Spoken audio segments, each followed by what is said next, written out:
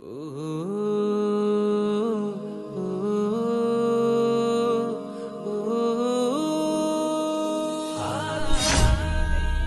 ছোট ভাই, তোমরা ওযু করা বাদ দিয়ে গল্প করছো কেন?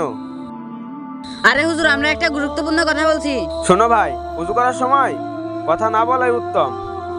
আর তোমরা হুজুর পানি ছেড়ে দিয়ে গল্প করছো। তোমরা জানো পানি অপচয় করা কত বড় পাপ? কি বলেন হুজুর, আমাদের দেশে তো পানির অভাবই নেই।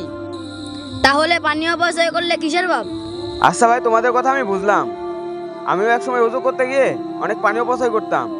তারপরে আমি ভেবে দেখলাম, রাসূলুল্লাহ সাল্লাল্লাহু আলাইহি ওয়াসাল্লাম একদিন বলেছিলেন, তোমরা কখনো ওযু করতে গিয়ে পানির অপচয় করবে না, যদি তোমরা নদীর ধারেও থাকো।